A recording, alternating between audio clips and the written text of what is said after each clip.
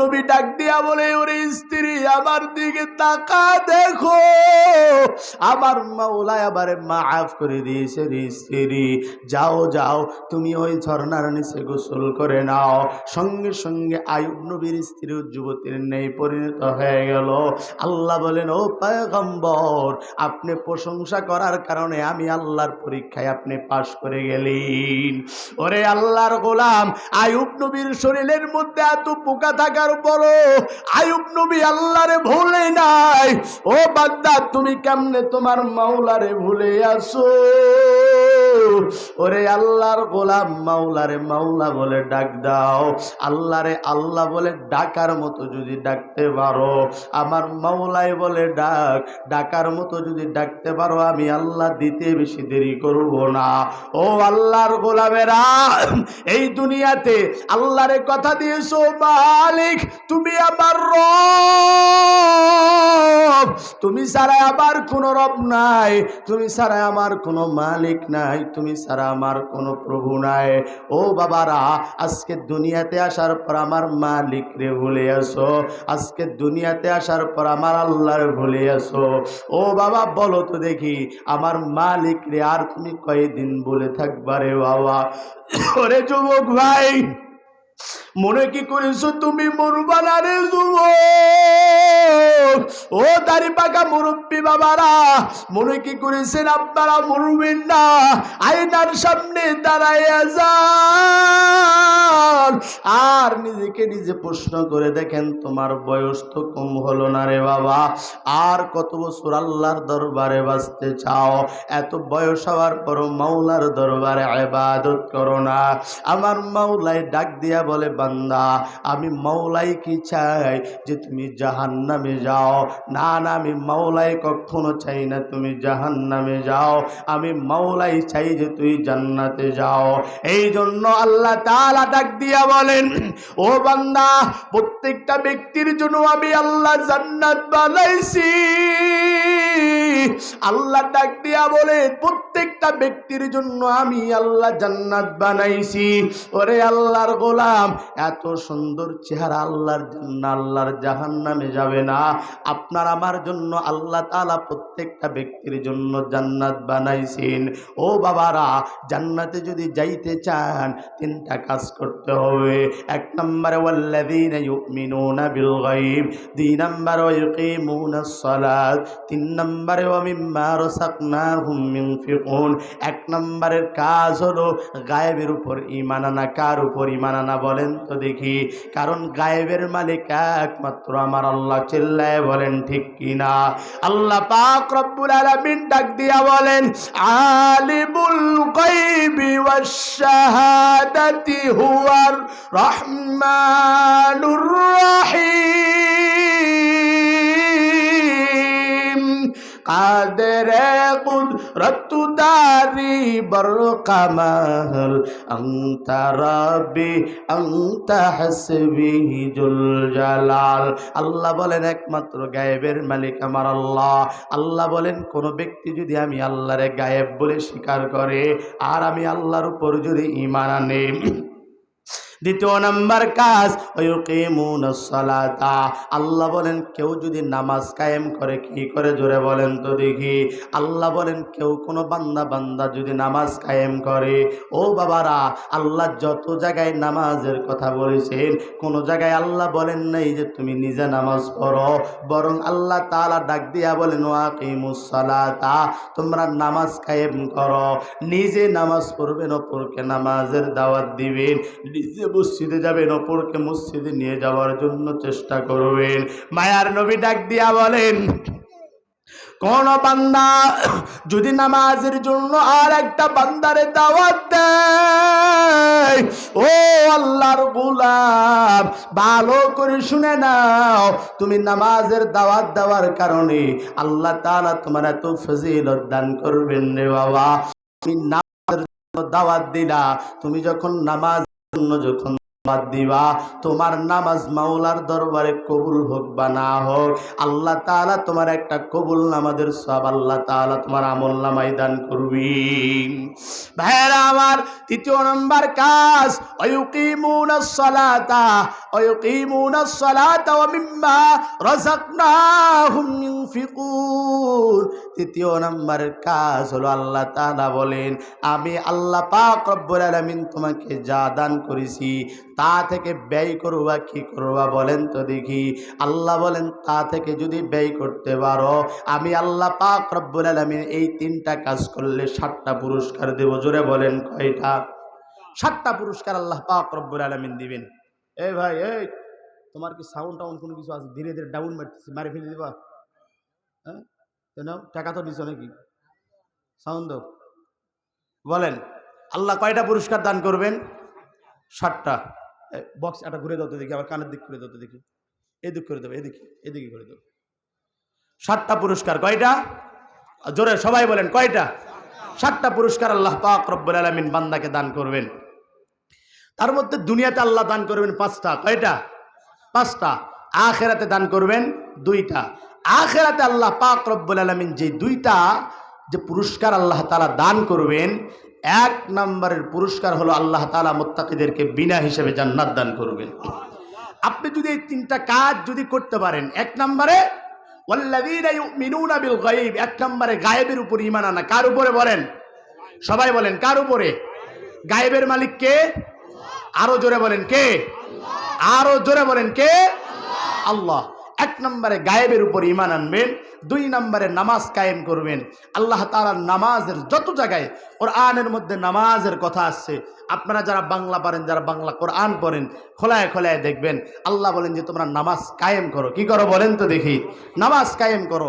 কারণ আল্লাহ পাক রব্বুল আলামিন সূরাতুত তাহরীমের মধ্যে বলেন, ইয়া আইয়ুহাল্লাযীনা আমানু কু আনফুসাকুম ওয়া আহলিকুম নারা।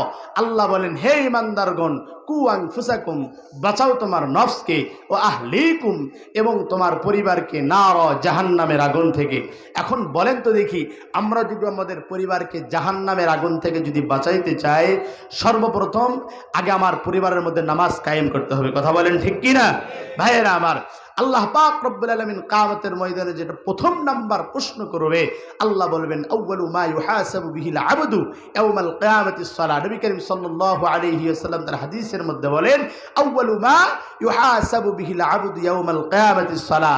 কিয়ামতের ময়দানে সর্বপ্রথম প্রশ্ন হবে না, কিয়ামতের ময়দানে সর্বপ্রথম আল্লাহ পাক রব্বুল আলামিন বলবেন যে তুমি নামাজ পড়ছো কিনা, কি পড়ছো। আর নামাজটা হলো বেহেশতের চাবি। কিসের চাবি? নামাজ বেহেশতের চাবি। এখন যদি আপনি বেহেশতে ঢুকবেন, আপনার চাবি যদি না থাকে, আপনি কি ঢুকতে পারবেন? ঢুকতে পারবেন না। মসজিদের উদ্যোগে মাহফিল দিছেন, মাহফিল দিলেন কিসের উদ্যোগে? মসজিদের উদ্যোগে। এখন মসজিদের উদ্যোগে মাহফিল দেওয়ার কারণ হলো মুসল্লি যেন বেশি হয়। কথা বলেন ঠিক কিনা? মসজিদের যেন উন্নয়ন হয়। কথা বলেন ঠিক কিনা? এখন আমাদের মসজিদের উন্নয়ন হইতেছে, কিন্তু মুসল্লির কোনো উন্নয়ন হইতেছে না। তাতে কি কোনো লাভ আছে? কোনো লাভ নেই। যতক্ষণ পর্যন্ত না মুসল্লির উন্নয়ন হবে, ততক্ষণ পর্যন্ত কোনো লাভ নেই। ভাইয়েরা আমার, এই জন্য মসজিদের তো উন্নয়ন হবেই, মসজিদের পাশাপাশি মুসল্লিদের উন্নয়ন হতে হবে। কথা বলেন ঠিক কিনা? কারণ দুনিয়ার মধ্যে, পৃথিবীর মধ্যে সব থেকে সুন্দর ঘর হবে মসজিদ। কথা বলেন ঠিক কিনা? আল্লাহর নবী বলেন, আল্লাহও বলেন, যে যত সুন্দর করে আমি আল্লাহর ঘরকে সাজাবে, আমি আল্লাহ পাক রব্বুল আলামিন তার আখিরাতের জান্নাতকেও আমি আল্লাহ তেমন করে সাজায় দেব। ভাইয়েরা আমার, তাহলে আমাদের পাশাপাশি মসজিদের উন্নয়নের দরকার। কথা বলেন ঠিক কিনা? তাহলে 1 নম্বর কাজ হলো আল্লাযীনা ইউমিনুনা বিল গায়ব, গায়বের উপর ঈমান আনা। 2 নম্বর ওয়াকিমুনাস সালাতা, নামাজ কায়েম করা। কি করা? নামাজ কায়েম করা। 3য় নম্বর কাজ হলো মিম্মা রাযাকনাহুম ইউনফিকুন। আল্লাহ বলেন 3য় নম্বর কাজ হলো আমি আল্লাহ পাক রব্বুল আলামিন তোমাকে যা দিয়েছি তা থেকে ব্যয় করা। এই 3টা কাজ যারা করবে তারা হবে মুত্তাকি। তারা কি হবে বলেন তো দেখি? তারা হবে মুত্তাকি।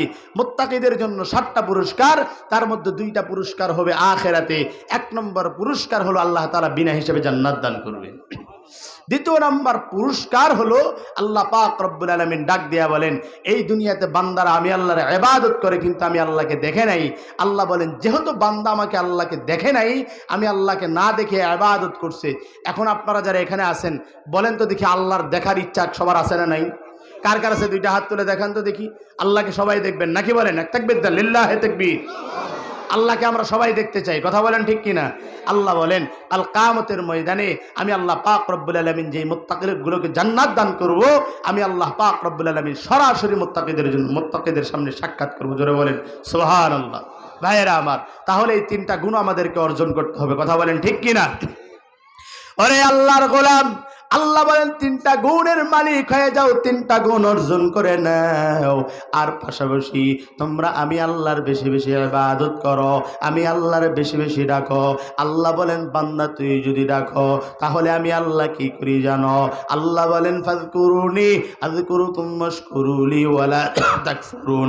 যেই বান্দা যেই বান্দি আমি আল্লাহকে পাওয়ার উদ্দেশ্যে আমি আল্লাহকে একবার আল্লাহ বলে ডাকে দেয়, আমি আল্লাহ তাআলা তার ডাকে 10 বার সারা দিয়া দিই। ওরে আল্লাহর গোলাম, এই জমিনে আসার পর তোর মালিক রে তুই ডাকো নাই। ও দাড়ি পাকা মুরব্বী, ও যুবক ভাই, কোন দিন যেন মরণ হয় এটা কেউ জানে না রে বাবা। কার যখন কোন দিন মরণ হবে, কে কখন কবরের মধ্যে যাবে। আজকে মুয়াজ্জিন বারবার তোমার ডাকে রে বাবা তুমি মসজিদে আসো। আল্লাহ বলে ওটা মুয়াজ্জিনের ডাক না, ওটা হলো আমি মালিকের ডাক। ওরে বান্দা আমি চাই না যে তুমি জাহান্নামে যাও। আমার আল্লাহ বলেন আমি আল্লাহ চাই প্রত্যেকটা বান্দা যেন জান্নাতি হয়, প্রত্যেকটা বান্দা যেন জান্নাতে যায়। ওরে আল্লাহর গোলাম, আজকে আমার মাওলায় ডাক দিয়া বলে ওরে বান্দা তোরে জোহরে ডাকছি আসো নাই, আমি আল্লাহ আসরে ডাকলাম আয়, মাগরিবে ডাকলাম ওরে বান্দা আয়, আল্লাহ বলে তোরে এসাই ডাকলাম আয়। ওরে বান্দা জোহরে ডাকার পর আমি আল্লাহর ডাকে সাড়া দাও নাই, আসরে ডাকার পর তুমি আমি আল্লাহর ডাকে সাড়া দাও নাই, মাগরিবে ডাকার পর তুমি আমি আল্লাহর ডাকে সাড়া দাও নাই। আল্লাহ বলে এসাই ডাকলাম তারপরও সাড়া দিলি না। আল্লাহ বলে অবশেষে আমি আল্লাহ তাহাজ্জুদের সময় ডাকি। ওরে বান্দা আর কত গুনাহ করবি, আমি আল্লাহর দিকে ফিরে আয়। ওরে জাহান্নামের 1 সেকেন্ডের আযাব কেমনে সহ্য করবি রে মুমিন? জাহান্নামের আযাব সহ্য করার মতো তোমার আমার ক্ষমতা নাই রে বাবা। ও বাবারা, এখনো সময় আছে, মাওলার দরবারে তওবা করে নাও। তুমি তো মাওলার দরবারে এত পরিমাণের গুনাহ করো নাই। আল্লাহ বলে তুই তো ফেরাউনের মতো গুনাহ করো নাই। ও বান্দা তুই তো নমরুদের মতো গুনাহ করো নাই, তুই তো সাজ্জাদের মতো কারুনের মতো গুনাহ করো নাই। ওরে আমি মাওলার দরবারে তুই কত গুনাহ করেছো, আমি মাওলারে একবার মাওলা বলে ডাক দিয়া দেখো। আমি আল্লাহ তোর দিকে চাইয়া থাকি, কখন তুই একবার আল্লাহ বলে ডাক দিবি। ওরে কখন তুই গুনাহ করার পর আমি মাওলার দরবারে কান দিয়া বলবি হে মালিক আমি তোমার দরবারে গুনাহ করেছি, তুমি মাফ করে দাও। আল্লাহ বলে ও গোলাম, গুনাহ মাফ চাইতে দেরি হবে, আমি আল্লাহ তাআলা তোর গুনাহ মাফ করতে দেরি করব না। ওরে আল্লাহর গোলাম, আল্লাহ তো রহমান, আল্লাহ তো রহিম। আমার আল্লাহ বলেন আমি আল্লাহ তো দয়ালু। ওরে আমি আল্লাহ তোরে এত সুন্দর করে বানায়া আমি মাওলা তো তোরে জাহান্নামে দিব না। মায়ার নবীর কাছে একজন ব্যক্তি দৌড় মাইরা আইসা ডাক দিয়া বলে ও নবী আমার, বলেন তো দেখি আমি আমার মাওলার দরবারে এতই গুনাহ করেছি, ও নবী আমার আপনি বলেন তো দেখি আমার মাওলাই কি আমার গুনাহ মাফ করবে? নবী ডাক দিয়া বলেন ও সাহাবী কি এমন গুনাহ করেছো? ও আল্লাহর গোলাম তুই এমন কি গুনাহ করেছো? অবশ্যই তোমার গুনার থেকে আমার মাওলার রহমত বড়। ওই আল্লাহর গোলাম নবীর সামনে দাঁড়ায় কান্না করে ও নবী আপনি বলেন সত্যি কি আমার আল্লাহ গুনাহ মাফ করবে? নবী বলেন আশ্চর্য ব্যাপার, আমি তোমারে বলি তুই কি গুনাহ করেছো, তুই শুধু কান্না করো, অবশ্যই আমার মাওলাই তোর গুনাহ করবে। বল তুই কি তোর গুনাহ মাফ করবে? বল তুই এমন কি গুনাহ করেছো?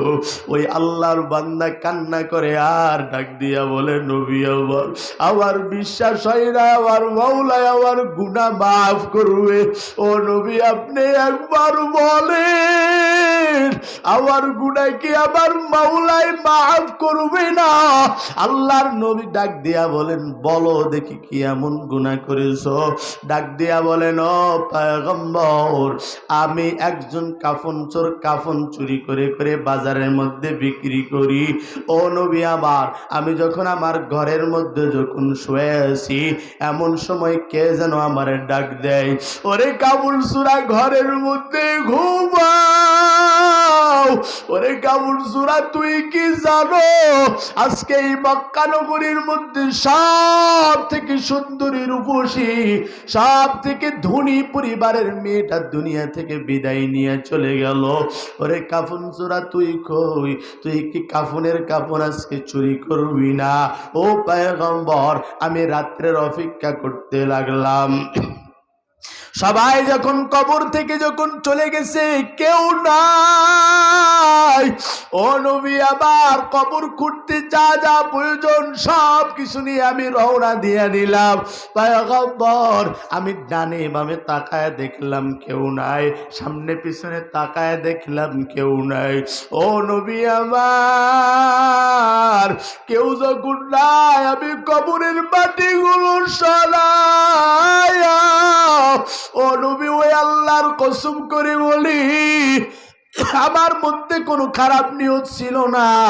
ও পয়গম্বর, আমি কবরটা খুঁড়িয়া যখন কাফনের কাফনটা একটা টান মারলাম, পুরা কাফনের কাফন যখন আমার হাতের মধ্যে আসলো, ও নবী আমার, এই কাফনের কাফনটা নিয়ে আমি যখন রওনা দিয়া দিও, কে যেন পিছন থেকে ডাক দিয়া বলে রে যুবক, যেই যুবতীরে পাওয়ার জন্য সব মক্কা নগরীর বাসীরা পাগল ছিল, যেই যুবতীরে বিবাহ করার জন্য এলাকাবাসী পাগল ছিল, ওরে তাকায় দেখো ডানে বামে কেউ নাই, ওরে যুবতী একা একা কবরের মধ্যে শুয়ে আছে, যাও এর থেকে বড় সুযোগ আর কোনদিন পাবি না।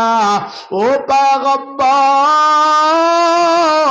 আমার ইচ্ছা ছিল না, তারপরও যখন আমি কবরের মধ্যে নামিয়া আমি যখন মেয়েটার দিকে তাকাইলাম গো নবী, ওই মেয়েটা এত সুন্দর আমি দেখে আমি বড্ড পাগল হয়ে গেলাম। ও পয়গম্বর, আমি দেখি আর সহ্য করতে পারলাম না, সঙ্গে সঙ্গে মেয়েটার সঙ্গে জিনার কাজে লিপ্ত হয়ে গেলাম। ও পয়গম্বর, জিনা করার পর আমি যখন কবর থেকে যখন সামনে হাঁটবো এমন সময় কবরের মধ্যে থেকে যুবতীর কান্নার আওয়াজ, আর ডাক দিয়া বলে ওরে আল্লাহর গোলাম, আমার মা বাবা আমারে পবিত্র বানায়া আমার এলাকাবাসী আমারে লইয়া কবরের মধ্যে নামাইছে, আজকে কেউ নাই, তুমি আমার সঙ্গে জিনা করেছো কেউ দেখে নাই, তবে আমার মাওলাই দেখছে, আমি আমার মাওলার দরবারে তোমার নামে বিচার দিও। ওরে যুবক, দুনিয়ার কেউ বিচার করুক বা না করুক, আমার মাওলা অবশ্যই তোমার বিচার করবে। ও নবী, তারপর থেকে আমি আর কোনো শান্তি পাই না। আল্লাহর নবীর চেহারাটা মলিন হয়ে গেল, লাল হয়ে গেল। আল্লাহর নবী ডাক দিয়া বললেন দূর হয়ে যাও রে পাপী, তোমার মতো নিকৃষ্ট, তোমার মতো বেঈমান, তোমার মতো বেহায়া আল্লাহর জমিনে কেউ নাই, আমি নবীর দরবার থেকে তুই চলে যাও। আল্লাহর বান্দা কান্না করে করে করে করে চলে যায়। বড় একটা পাহাড়ে যাওয়ার পরে মাওলার দরবারে সেজদা দিয়া আল্লাহর দরবারে এত বেশি কান্না শুরু করে দিল, ও দয়ার মালিক, আমি তো বুঝে করি নাই আল্লাহ, আমি তো ভুল করে করছি, তুমি কি আমার মাফ করবা না? ও দয়ার আল্লাহ, তুমি যদি মাফটা করে দাও, কেন বলছো তোমার নাম রহমান, কেন তুমি বলছো তোমার নাম রহিম? আল্লাহ আমি তো গুনার কথা আমি স্বীকার করলাম, আমি ভুল করছি, আমি গুনাহ করছি, আমার কাজ হলো ভুল করা, আর তোমার কাজ হলো আমারে মাফ করে দেওয়া। ও দয়ার মালিক, দয়া করে মায়া করে তুমি আমারে মাফ করে দাও। আল্লাহ পাক রব্বুল আলামিন জিবরাইলকে ডাক দিয়া বলে, জিবরাইল যাও আমার নবীকে খবর দাও, আমি আল্লাহ পাক রব্বুল আলামিন ওই বান্দার জিন্দেগির সব গুনাহগুলো আমি আল্লাহ তাআলা মাফ করে দিলাম। हर गरीब नेके तू तैयार है, जो न मंगे उससे तू बेजार है। এই জন্য বলি রে বাবা, জীবনে কত গুনাহ করেছো,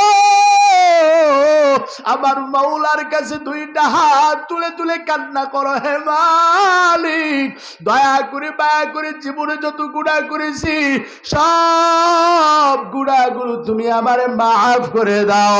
আল্লাহ প্রত্যেক দিন নাকি গুনাহ করিও না। ওরে এই জমিন থেকে 9,30,00,000 মাইল উপরে সূর্য রে বাবা, সূর্য যখন তাপ দেয় সহ্য করতে পারো না। ওরে আল্লাহর গোলাম মাওলাই বলে শোন, নবী করিম সাল্লাল্লাহু আলাইহি ওয়াসাল্লাম যখন সেজদা দিয়া গুনগুন গুনগুন করে কান্না করে, আম্মা জানা আয়েশা সিদ্দিকা রাদিয়াল্লাহু তাআলা আনহা নবীরে ডাক দিয়া বলেন, পয়গম্বর আপনি কেন কান্না করেন? নবী আমার ডাক দিয়া বলেন, আয়েশা আমি আমার জন্য কান্না করি না, আমি কান্না করি আমার গুনাহগার উম্মতের জন্য। ওরে আয়েশা আমার বড্ড ভয় হয়, ওই কিয়ামতের ময়দানে আমার গুনাহগার উম্মতগুলো কই যাবে, আবার ওই গুনাহগার উম্মতগুলোর কি হবে? ওরে আয়েশা আমার বড্ড ভয় হয়, আমি আমার উম্মতের জন্য চিন্তা করি। আম্মা জান ডাক দিয়া বলেন, ও পয়গম্বর কিয়ামতের ময়দানটা কেমন হবে? নবী বলেন, আয়েশা ভালো করে শুনে নাও, কিয়ামতের ময়দান এমন হবে যখন ইসরাফিল আলাইহিস সালাতু ওয়াস সালাম সিংহার মধ্যে ফু মারবেন, ফু মারার সঙ্গে সঙ্গে সব মানুষগুলো উলঙ্গ অবস্থায় দৌড়াইতে থাকবে। মায়ার নবীরে প্রশ্ন করে, ও নবী আমার, দুনিয়াতে মানুষ উলঙ্গ হইলেই মানুষের দিকে তাকায়, ও নবী আমার আপনি বলেন ওই কিয়ামতের ময়দানে কি কেউ কারো দিকে তাকাবে না গো নবী আমার? আল্লাহর নবী ডাক দিয়া বলে, রে আয়েশা ওই জাহান্নামের আযাবের বড্ড ভয়, হাসরের ময়দানের আযাবের বড় ভয়। ও আয়েশা ভালো করে শুনে নাও, ওই দিন কেউ কারো দিকে তাকানোর মতো সাহস পাবে না রে আয়েশা। নবীকে ডাক দিয়া বলেন, ও পয়গম্বর ওই দিন তো আদম নবীর উম্মত ওখানে থাকবে, মূসা নবীর উম্মত থাকবে, ঈসা নবীর উম্মত থাকবে, ওই দিন তো ইব্রাহিম নবীর উম্মত থাকবে, সব নবীর উম্মত গুলো জড়ো হয়ে যাবে কিয়ামতের ময়দানে। ও নবী আমার, কিয়ামতের ময়দানে কোটি কোটি মানুষ, আপনার উম্মতরে আপনি কেমনে খুঁজবেন গো নবী? নবী আমার ডাক দিয়া বলেন, ও আয়েশা ভালো করে শুনে নাও, এক জাতের কালো গাভী আছে, সব যদি এক জায়গায় হয়ে যায়, আর যদি একটার মাথায় যদি সাদা হয় তারে চিনতে সমস্যা নাকি? ডাক দিয়া বলেন, না, চিনতে বড় সহজ হয়ে যায়। মায়ের নবী আমার ডাক দিয়া বলেন, আয়েশা ভালো করে শুনে নাও, আমার উম্মত গুলো যারা 5 ওয়াক্ত নামাজ পড়ছে, যারা ওযু বানাইছে, এই শীতের মধ্যে যারা আমার মালিক আল্লাহরে ভুলে নাই, গভীর রাত্রে উঠে যারা তাহাজ্জুদ পড়েছে, যারা ইবাদত করেছে, ও আয়েশা এই ওযুর জায়গাগুলো চকচক করতে থাকবে, নূরের আলোর মতো ঝলকাইতে থাকবে, আর আমার উম্মতগুলোকে আমি বাছাই করতে শুরু করে দিও। ও নবী আমার, কিয়ামতের ময়দান কেমন হবে? আল্লাহর নবী বলেন, আয়েশা এই পৃথিবী থেকে দুনিয়া এই পৃথিবী থেকে সূর্য 9,30,00,000 মাইল উপরে সূর্য। ওরে আয়েশা যখন তাপ দেয় মানুষ সহ্য করতে পারে না, ঘরের মধ্যে যায়। মায়ার নবী বলেন ওই দিন সূর্য 9,30,00,000 মাইল উপরে থাকবে না, ওই দিন সূর্য মাত্র মাথার আধা হাত উপরে চলে আসবে। আল্লাহর নবী বলেন ও সাহাবায়ে কেরাম, সূর্যের মুখ হলো 12টা, একটা মুখ আল্লাহ জমিনের দিকে করে দিয়েছে, তবু আল্লাহ বলেন ও ফেরেশতা রহমতের পানি সূর্যের মাথায় ঢালো, আমার বান্দা সহ্য করতে পারবে না। আল্লাহ তাআলা ওই দিন সূর্যকে ডাক দিয়া বলেন ওরে সূর্য, তোর যত মুখ আছে সব মুখগুলো খুলে দাও। ওরে বাবা, ওই দিন সূর্যের যত মুখ সব মুখগুলো খুলে দেওয়া হবে। আল্লাহ সূর্যকে হুকুম করবেন ওরে সূর্য, দুনিয়াতে ঠিক মতো তাপ দিতে পারো নাই, ওরে সূর্য তোর মধ্যে যত তাপ আছে সব তাপগুলো ছেড়ে দাও। মায়ার নবী বলেন রে আয়েশা ভালো করে শুনে নাও, ওই সূর্যের তাপে মানুষের মাথার মগজগুলো টাস টাস করে ফেটে যাবে, মানুষগুলো হাউমাউ করে কান্না করবে আর ডাক দিয়া বলবে মালিক তুমি আমার জাহান্নামের আযাব থেকে বাঁচাও। ও আল্লাহ, এই সূর্যের তাপ থেকে তুমি আমারে বাঁচায় নাও। ও মালিক তুমি আর একবার দুনিয়াতে পাঠাও। আল্লাহ বলবেন কাল্লা, কখনো না, তোমাকে আর দুনিয়াতে পাঠানো হবে না। ওরে দুনিয়াতে আমি আল্লাহ হায়াতের জিন্দেগি তুলে দিয়েছিলাম। আল্লাহ বলেন আল্লাযী খালাকাল মাউতা ওয়াল হায়াতা লিয়াবলুয়াকুম আইয়ুকুম আহসানু আমালা। আল্লাহ বলে ওরে গোলাম, আমি আল্লাহ একটা নির্দিষ্ট করিয়া তোকে একটা হায়াতের জিন্দেগি আমি আল্লাহ দান করেছি। ওরে বান্দা, নির্দিষ্ট সময় আমি মাওলার ইবাদত করো নাই, আজকে কেমনে বলো আজকে আমার আবার দুনিয়াতে পাঠাও। আমি আল্লাহ তোমারে দুনিয়াতে আর পাঠাবো না, এখন তোমার হিসাব নেওয়া হবে।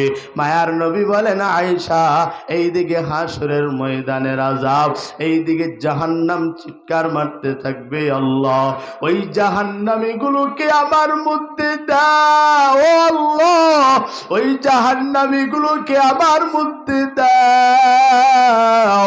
এইদিকে জাহান্নামের চিৎকার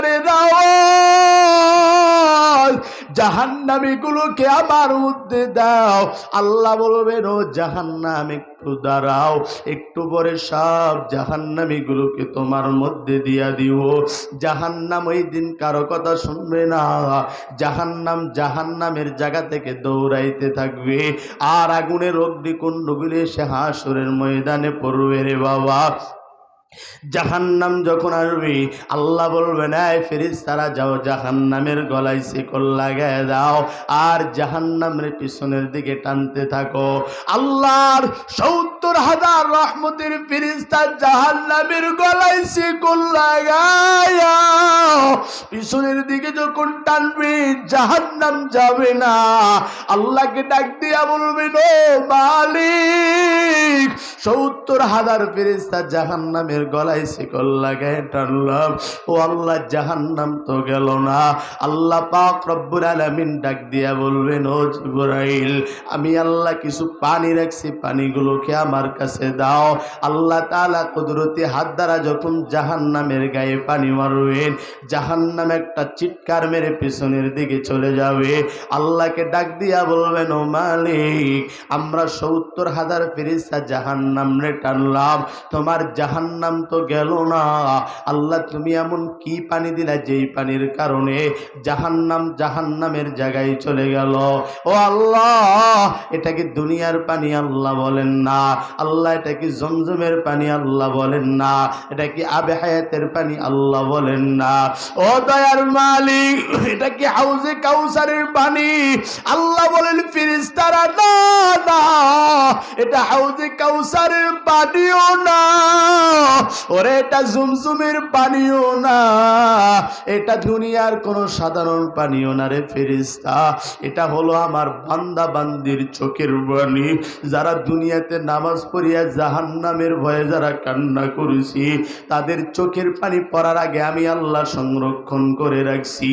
ওরে আল্লাহর গোলাম, তোমার কান্নার এত দাম। ওরে আব্বাজান, তোমার চোখের পানির এত দাম। মায়ার নবী বলেন, ও উম্মত, দুনিয়াতে আইসা বেশি হাসিও না, অধিক পরিমাণের তোমরা কান্না করো। ও বাবারা, সাহাবায়ে কেরামের জীবনী পড়ে দেখেন, সাহাবায়ে কেরাম বেশি হাসেন নাই। আজকে তোমার মধ্যে কত আনন্দ, আমার মধ্যে কত আনন্দ রে বাবা।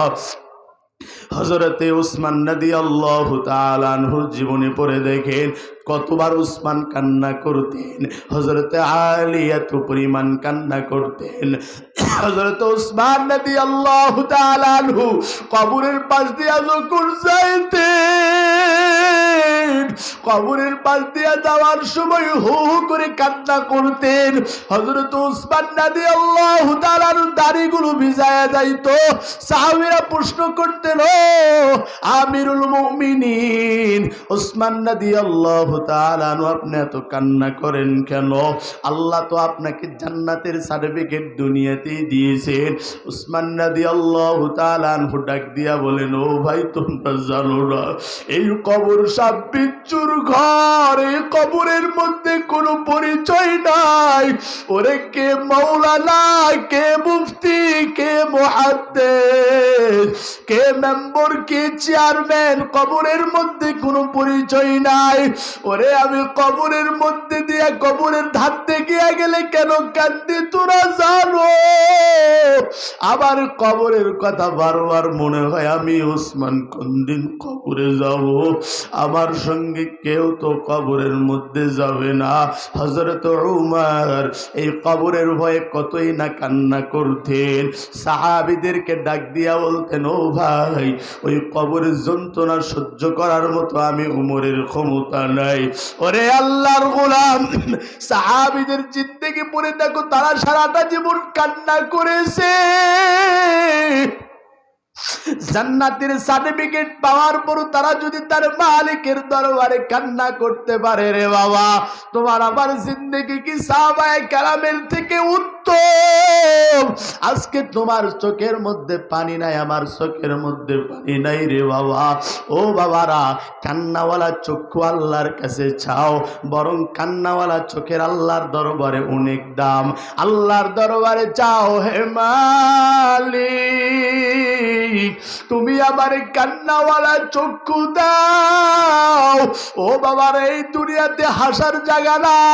ও বগুড়ার মুসলমান, আজকে যদি মারা যাও হেরান হয়ে যাবে, কালকেই তোমার আবার কবর হয়ে যাবে রে বাবা। ওই কবরের মাটি প্রত্যেক দিন ডাক দেয়, আয় আয়, দুনিয়াতে টাকার বাহাদুরি দেখাও।